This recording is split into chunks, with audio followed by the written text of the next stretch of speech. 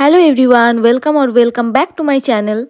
তো স্নান করে চলে এসেছি আর আজকে আমার ইভিনিং ডিউটি আছে। এখন রেডি হব ডিউটির জন্য।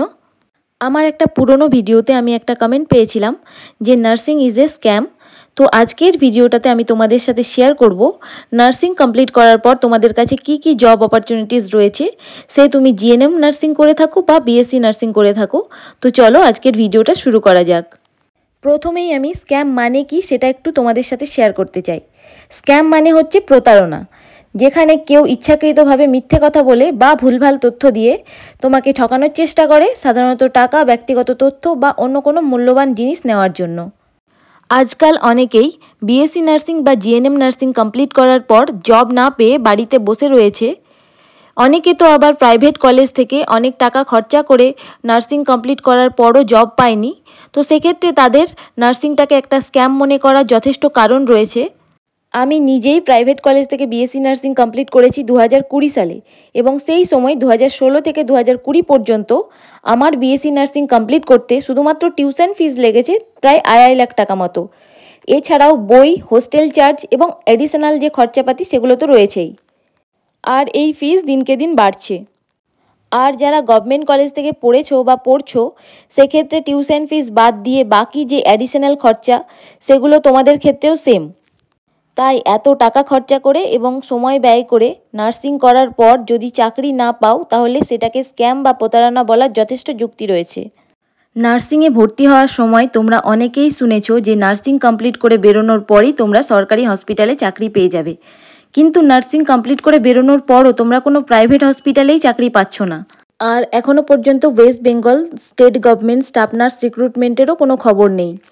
এমতো অবস্থায় যারা নার্সিং কমপ্লিট করে বাড়িতে বসে রয়েছো, তাদের মধ্যে নেগেটিভ থটস আসাটা স্বাভাবিক ব্যাপার। কিন্তু তোমরা চাইলে সেন্ট্রাল গভর্নমেন্ট বা সেন্ট্রাল আদার্স যে ইনস্টিটিউট রয়েছে সেখানেও কিন্তু অ্যাপ্লাই করতে পারো।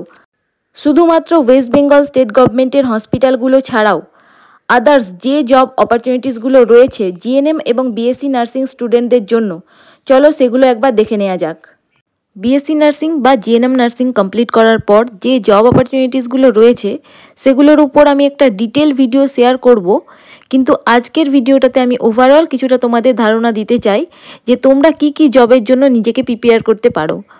আমি আগেই বললাম 2 বছরের মধ্যে ওয়েস্ট বেঙ্গল স্টেট গভর্নমেন্টের নার্সিং রিক্রুটমেন্ট হয়নি, কিন্তু সেন্ট্রাল গভর্নমেন্টের প্রচুর রিক্রুটমেন্ট মাঝে মাঝেই বেরোয়। সেগুলো তোমরা খোঁজ রাখতে পারো এবং সেখানে তোমরা অ্যাপ্লাই করতে পারো।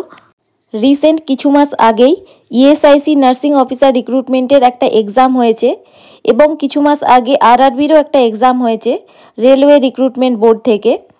রিসেন্ট কিছুদিন আগেই Sanjay Gandhi post graduate institute of medical sciences Lucknow থেকে 1200 নার্সিং অফিসার রিক্রুটমেন্টের জন্য একটা ভ্যাকেন্সি বেরিয়েছিল।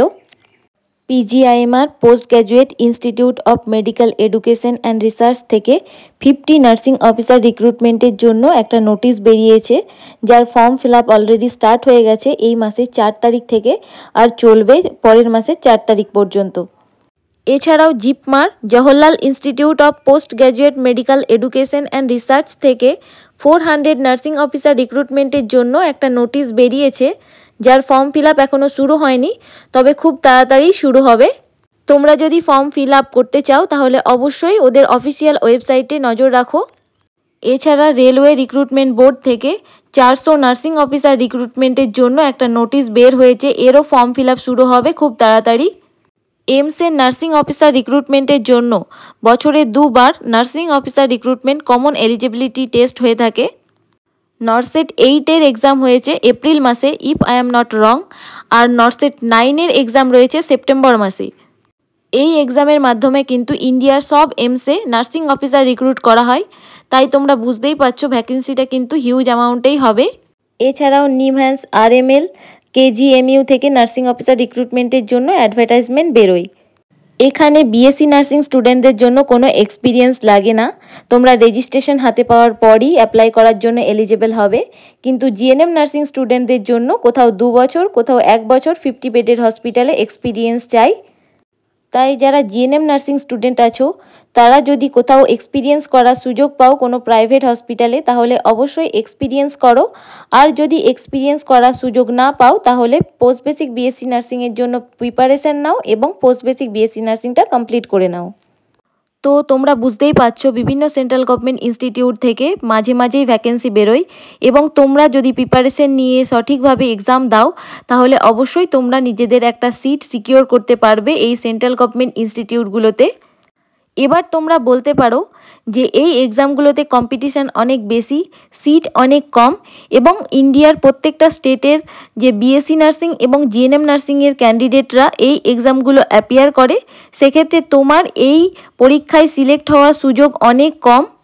কিন্তু এখানে তোমাদেরকে মনে রাখতে হবে, এখানে তুমি কিন্তু একটা সুযোগ পাচ্ছ নিজেকে প্রমাণ করার। কিন্তু স্টেট গভর্নমেন্টের রিক্রুটমেন্টের আশায় যদি তুমি বসে থাকো, সেক্ষেত্রে কিন্তু তোমার হাতে কিছুই নেই। চাইলে তোমরা হায়ার এডুকেশনও করে নিতে পারো। যারা বিএসসি নার্সিং কমপ্লিট করেছো তারা এমএসসি নার্সিং কমপ্লিট করে নিতে পারো, বা যারা জিএনএম নার্সিং কমপ্লিট করেছো তাদেরকে তো বললামই post basic BSc nursing complete করে নাও, বা পোস্ট বেসিক কমপ্লিট করে নেওয়ার পরেও তোমরা যদি বসে থাকো তাহলে তোমরা এমএসসি নার্সিংটাও কমপ্লিট করে নিতে পারো।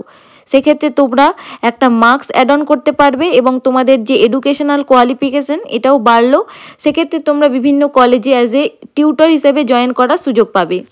আজকের দিনে দাঁড়িয়ে একটা সরকারি চাকরি পেতে গেলে প্রচুর হার্ডওয়ার্ক, ডেডিকেশন এবং মোটিভেশনের দরকার।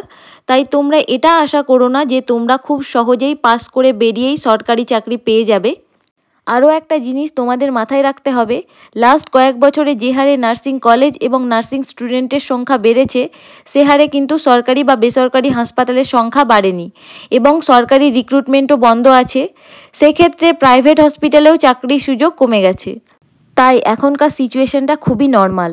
আগের ভিডিওতে আমি একটা কথা বলেছিলাম, এই ভিডিওতে আবার বলছি, তোমরা যদি যা হোক করে নার্সিং পাস করে নামমাত্র ইন্টারভিউ দিয়ে একটা সরকারি চাকরি পাওয়ার আশায় থাকো, তাহলে কিন্তু নার্সিংটা তোমাদের জন্য স্ক্যামই। তাই এরকম চিন্তাভাবনা থেকে বেরিয়ে এসো এবং নিজের নলেজকে স্ট্রং করো এবং নিজের স্কিলকে আরও ইমপ্রুভ করো।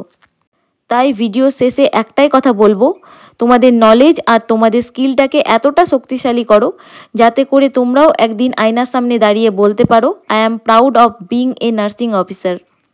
তো আজকের ভিডিওটা এখানেই শেষ করলাম। যদি তোমরা আমাকে ইনস্টাগ্রামে ফলো না করে থাকো তাহলে অবশ্যই ফলো করে নিও, আমি ওখানেও রেগুলারলি কন্টেন্ট আপলোড করতে থাকি। আর আজকের ভিডিওটা যদি তোমাদের ভালো লেগে থাকে তাহলে অবশ্যই লাইক করো, চ্যানেলটাকে সাবস্ক্রাইব করে নিও। See you in next video, take care, by.